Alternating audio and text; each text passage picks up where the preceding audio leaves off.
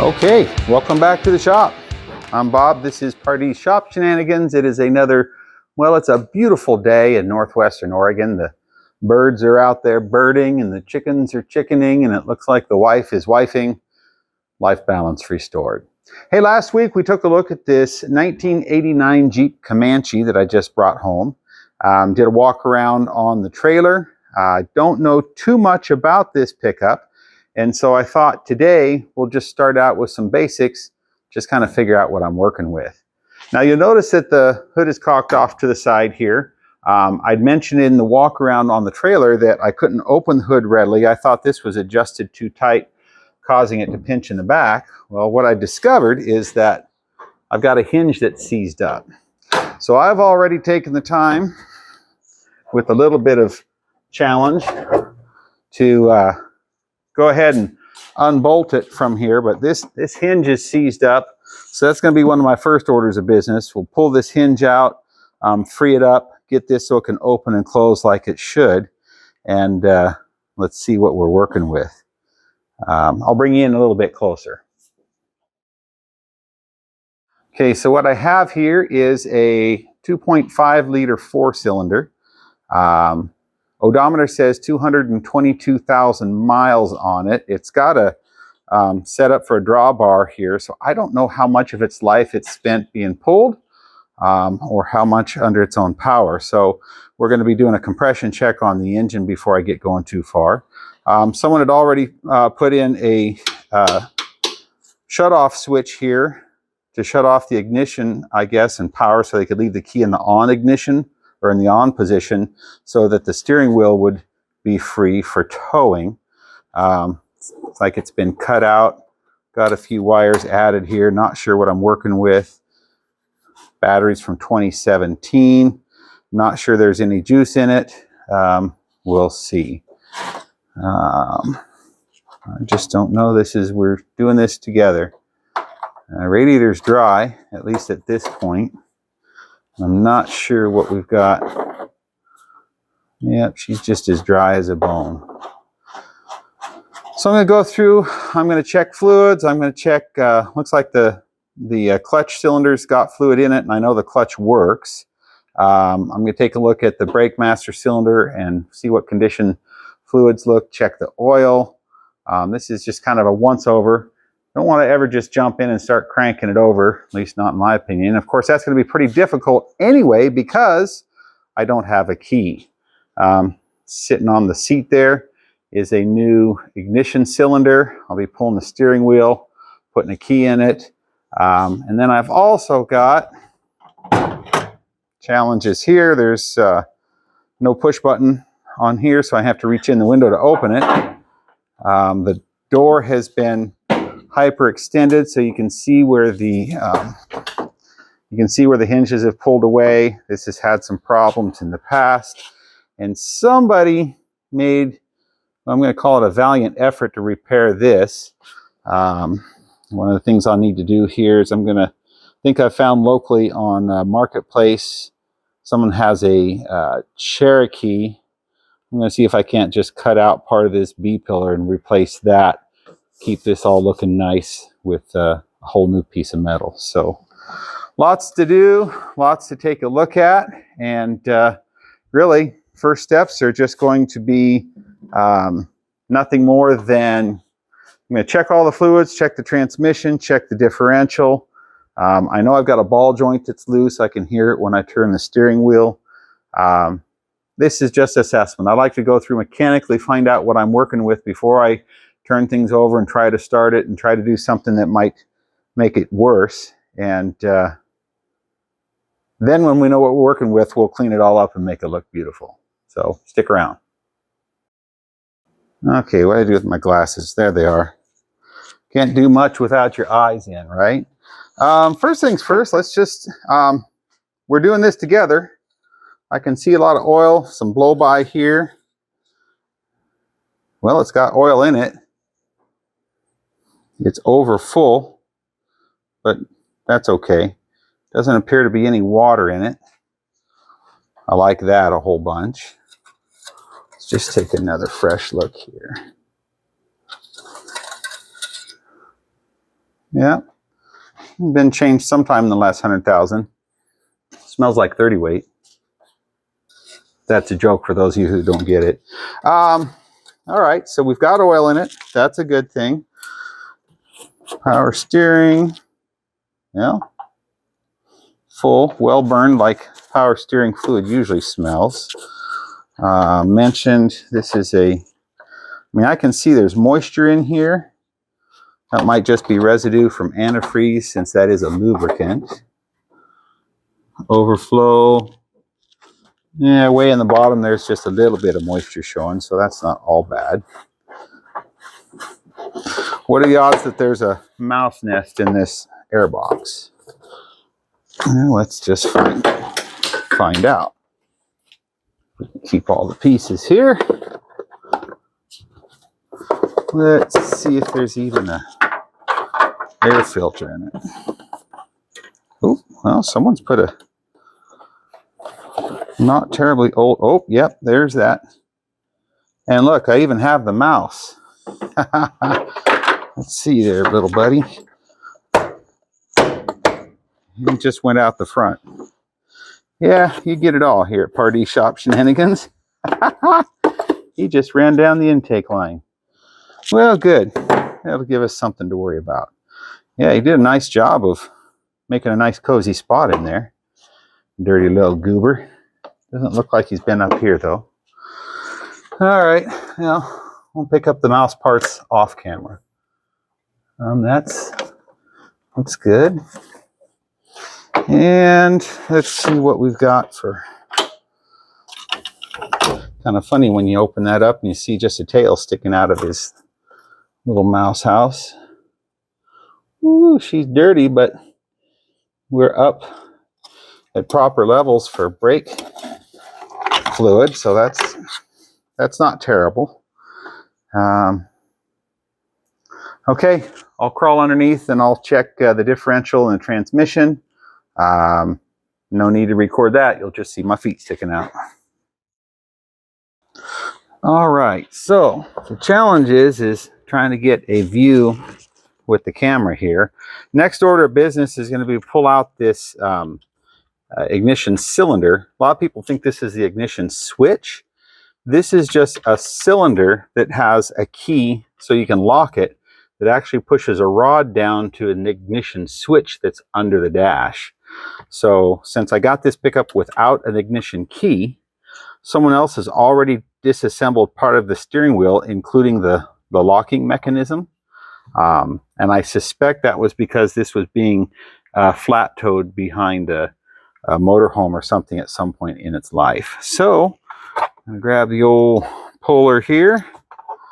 And there's a couple of screws. You know, once you take off your horn cap and the horn ring, pay attention to, there's like a spring in here and a rod that's going to go in. There's a plate that locks this in place. When you take something apart, pay attention. This one was already taken apart, so I'll have a bit of a mystery putting it back together.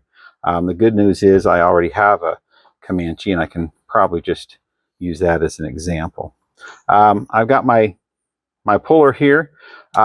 You know, if you want to tackle a project like this yourself and don't feel intimidated, you don't have to go buy the tools. I mean, I bought mine at Harbor Freight for cheap because I don't do it for a living, and it works great for me. But you can go down to your parts store. I mean, a lot of Napas and AutoZone and O'Reilly's, they'll rent you stuff, and you can do this work yourself. So this guy is going to go in here like so. And then we've got another one that's going to go in here like so. These kits usually come with different size bolts, like what I'm putting in right now, different threads and whatnot for different sizes of pulleys and steering wheels that you might need them for. Make sure that's backed off. And when you do something like this, make sure you're getting several threads deep. Make sure that the threads match whatever it's going into. And you want that in there, I suggest 1/4 inch or better, because if you have just a few threads and it's really tight, chances are you could strip something out and cause yourself a whole bunch more work. Okay, I've got you guys in, I think, pretty good. Now that's going to as a leverage point. Kind of tight quarters here. This guy ought to pop out fairly easy. Here it comes. There we go. Just like that. Pop loose. Take you out. Let's see. You know, something else I did. Always be aware if you're going to do, I'll show you here in a minute. If you're going to be pressing against something that's threaded, try to put a nut on to protect it. And I'm going to show you what I mean here shortly. It's just like if you're trying to take something loose and you got to whack it with a hammer. Don't whack the end of a stud or a something that's threaded. Don't whack the end of it unprotected, because if you mess up those threads, well, once again, you're going to be creating yourself a whole bunch of work you never counted on. What I'm talking about here is the nut here that holds the steering wheel on. Rather than taking it off and pressing it, I loosen it clear back. But I leave it on here so I can protect the threads while I put the puller on it, or if I had to whack it with something. Because if these threads were just exposed, and if you dent them, mess it up, you're not going to get this to start again. Okay, so steering wheel off. Here, out of the way. Ah, yes. This is our fun part. Be right back.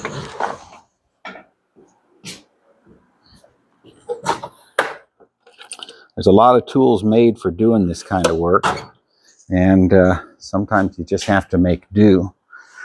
This is the part where I'll try to keep it family friendly, because there's a spring in here that's holding this dust shield and your guts for some for your turn signals and whatnot.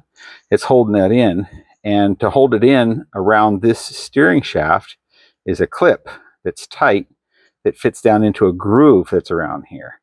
So this has to be pushed in, and that ring popped out. There's never quite enough fingers to get this like you really want. Come on, bugger. There's some of you out here probably do this on the regular that have some pretty good tips.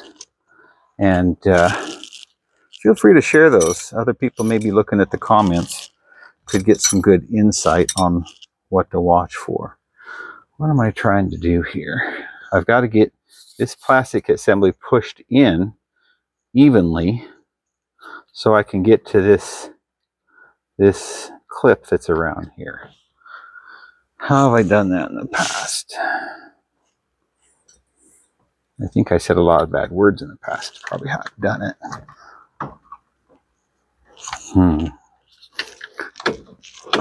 Come on, guys. Never enough room to work. Never enough fingers. Yeah, you're gonna fight me, aren't you? Okay, well, I'm gonna work on this.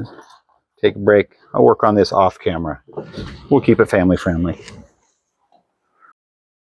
Okay, we're back. So there's a tool that is made that threads on here with a couple prongs that pushes, so you can thread this on and push it and use two hands to do this. I would highly suggest that, unless you're patient and a bit crafty, maybe a bit of a sadist, that you invest in one or rent one. So here's what we've got. You can probably see right here is this ring. This ring is a collar that goes into a slot that holds this down tight. So it is kind of a bear, but we got it, and that's what matters. Okay, pay attention to how things come out and how they come apart, or you will have a time putting it back together. This is where your turn signal switch is for your turn signal arm, as well as for your hazard lights here. Okay, so whatever you take apart here, and for your horn, so whatever you take apart, if it doesn't go back together correctly, it's not going to work. Okay. Here's that darn spring. That's a tight spring that you've got to compress to get the job done here. All right, let's see what we want to do here. I can probably just leave you on there. And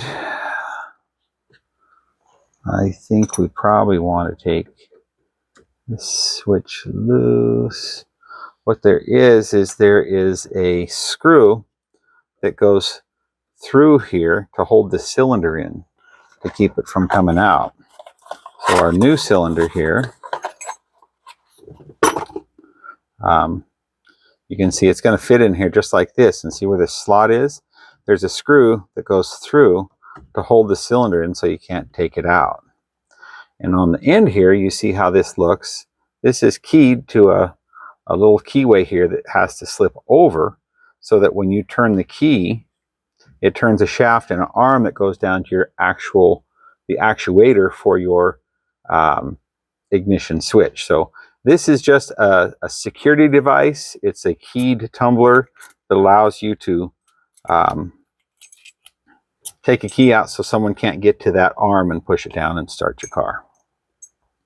Okay, I have a crazy suspicion that if I were to hold my mouth just right, maybe this screw right here. Is it going to make me take the whole thing out? It sure is, isn't it? That's what I was afraid of. I've still got to get behind here. I was hoping I might get lucky. No such a luck on a this fine day, my friends. Okay. Where's our other screws? Down here. And again, just pay attention to how things come apart, because it can be a challenge to put them back together. Good news is, in today's world, with YouTube University, well, you can overcome an awful lot, can't you? So I've got you out. Okay, don't want to lose that little guy. And let's see, what do we have here?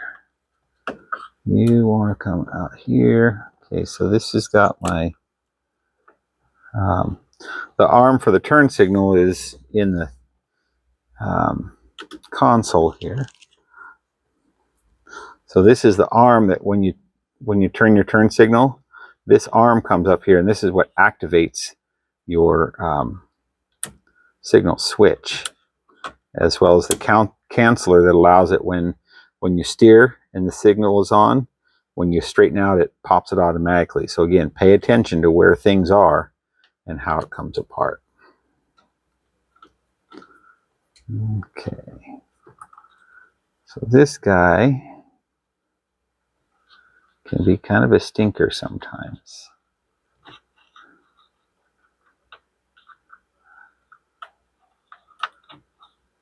Come on, you rascal. Doesn't help when you're working in the dark, does it?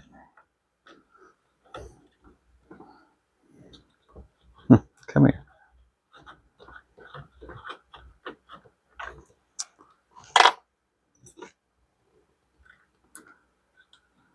This silly little pointer and hook has done me more good over time. I just don't know why you're being a stinker. Usually that guy will come right out. But today, it's not going to work that way. Probably because I got a camera on. I know there's somebody out there going, wow, Bob, really? I could have had that done in 5 minutes. There you go. So pay attention to how this goes. This is going to have to pop into the assembly in the back when we put things back together. Always watch for small parts. Don't get in a big hurry. Come on. There we go. Now, because this is connected to your wiring, you want to pay attention and don't get too carried away. All right, so what I can see is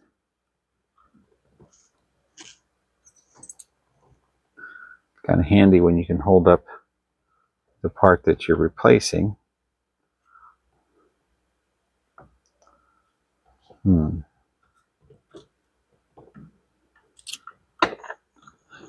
goes a screw. The story is true. I've got screws loose. If you haven't figured that out by now, you will in short order. Okay. What do we have going on here? Which one of you, my little friends? I'm gonna hold it in. Looks like I got a screw here, and a screw here. And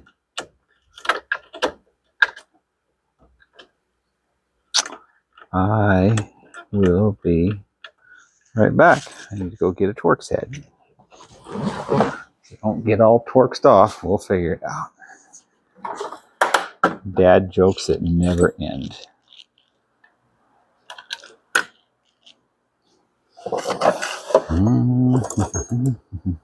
Let's try this. And we'll bring this along for good luck. You know, it never fails. Whenever I do a project in the shop, I have every tool in the toolbox out. Anybody else ever suffer that little malady? Okay. I don't know. This is different than I'm accustomed, and this does not strike me as being what I recall. And that's because this guy comes out. And then his little friend that's right behind there, which sure enough is yet a different size. Well, I get my steps in when I do this.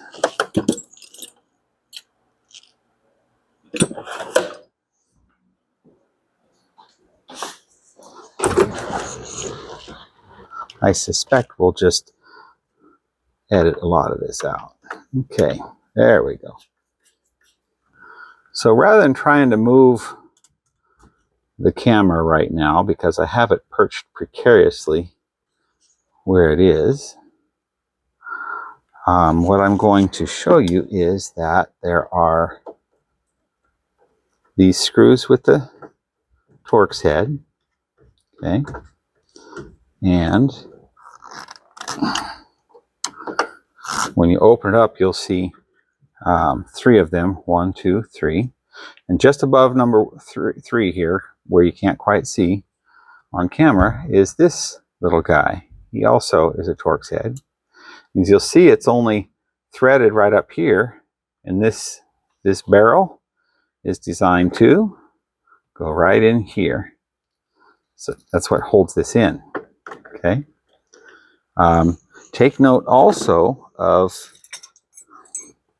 exactly where that is, because, yeah, you're just being a stinker, aren't you? There we go. If I position this lock in the same orientation, I can see I've got a little slot right here for this to go in. And that's important because this is also keyed a certain way for what it mates up to. So pay attention to how you take it out. Okay. Match them up. We can see things are at the same angle. Everything matches up. It's all happy, happy. Let's put our new one in. And he looks happy.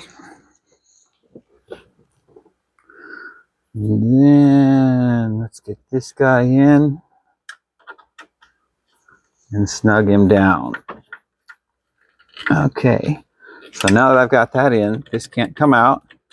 I can't start the vehicle until I put my key in, and bada bing, bada boom. I now have a working lock cylinder. So I'll put this guy all back together, and we will probably put a battery in. We'll put power to it, and let's see what lights up and what doesn't.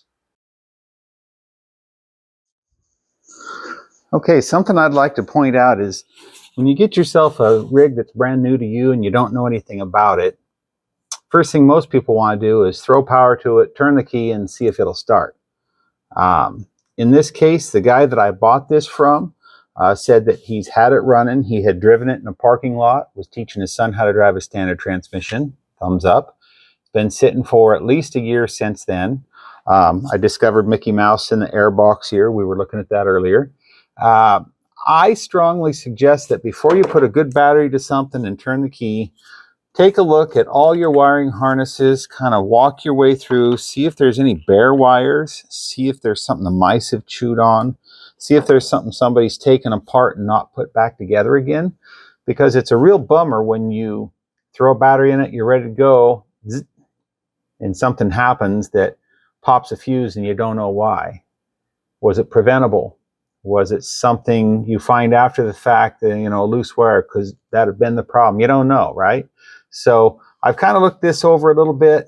I feel fairly confident we can throw power to it. I don't know what it's going to do once I put power to it, but just a little piece of advice from me. Look things over and try to look for the obvious stuff. Bare wires, pinched wires, broken connections, things that are unplugged that should be plugged in. A lot of rigs, even these older ones like this, will have a universal wiring harness for all accessories. And if that particular vehicle was not ordered with those accessories, like air conditioning, for example, there's going to be a plug hanging, not plugged in anywhere. And sometimes that's okay. So what do, right? Use your best sense. Don't be afraid to try. Anyway, let's get this battery hooked up. Okay, so battery was in here, was oversized, didn't fit.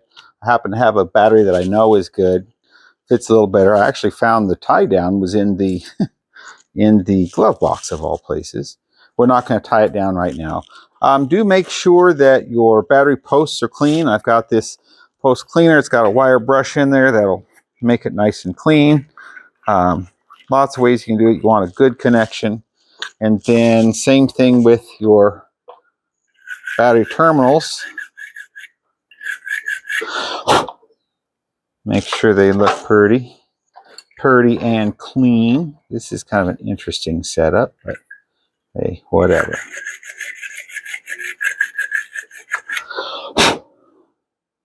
That's good enough for the date we're going on. Now, I was always taught that you put your positive battery on, or positive cable, and then you put on your negative last. And of course, I put away my wrench. Whoever puts anything away in this shop, that's just crazy talk. What I'm going to do here is, there we go, is rather than, let's see, do I want to tighten this up? Yeah, we'll just, I'm not sure. This goes to a relay. We're just going to hook it up. I want everything making a good connection. And then something I like to do, whether I know the vehicle or not, is when I put the negative cable on here, check and see if you see any spark. Nothing at all. If there's a dome lamp on, or if the key is on, or if there's something that's causing a draw to pull power off the battery, often when you watch real close, I'm watching under here, you can't see it on camera. Well, I'm watching to see if there's any spark, and there's nothing, which I think makes me feel good. Because that just means that there's nothing drawing on this battery right now, and there should not be until I turn the key on. All right, let's go back to the cab. Okay, back in the cab here. I'll try to hold this as still as I can. Just want to point out something. I haven't put this all the way back together yet, because it turns out that this turn signal arm is broken. I'm going to have to take this all apart again and put in a new turn signal. And it also acts as my lever for my high-low beam. And then it's got the twist for the switch in here for the washer fluid and wipers also. So I'm not going to put this all the way back together, But what I am going to do is I'm going to put the pieces back where they belong. And the reason I'm doing that is if I just leave this stuff out, unless I've done it a few times, I might forget where things go. Okay. This is this silly clip that's got to go in here. And I've got to push that spring really tight and fight that in, but I don't want to lose it. So I'm going to put the nut back on at least a couple turns, just enough that now this will keep everything together. All right, let's turn on the key and see if we can hear a fuel pump or see anything happen. Okay, fuel pump came right up. Sounded strong. You probably didn't hear it. Nothing happening with the fuel gauge, but that's okay. Well, let's see if it'll turn over. Nothing. Nothing. Now as I do this, I can hear the fuel pump cycling. Okay. Well, Houston, we have some troubles.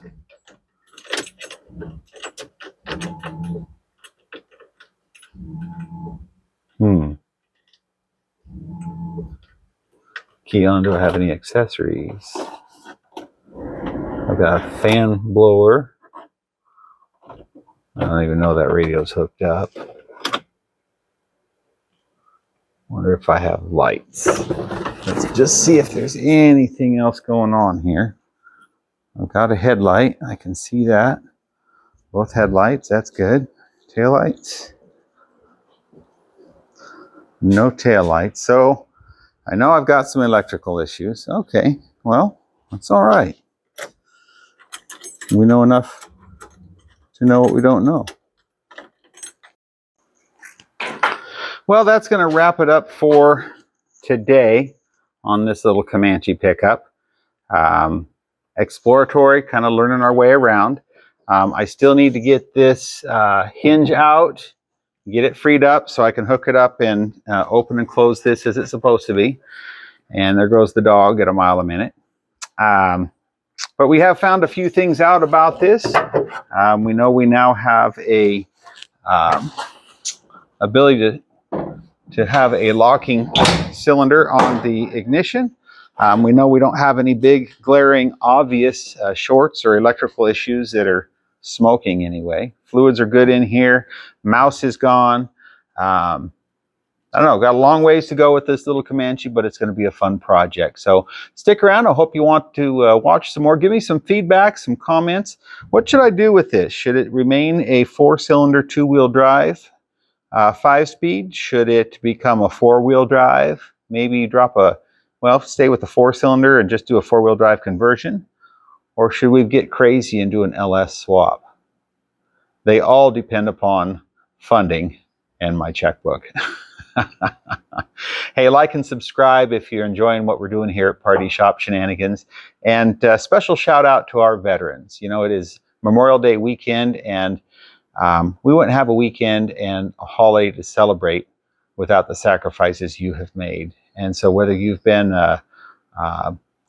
in times of peace or times of war, the fact that you've served men and women is a real blessing, and I thank you from the bottom of my heart.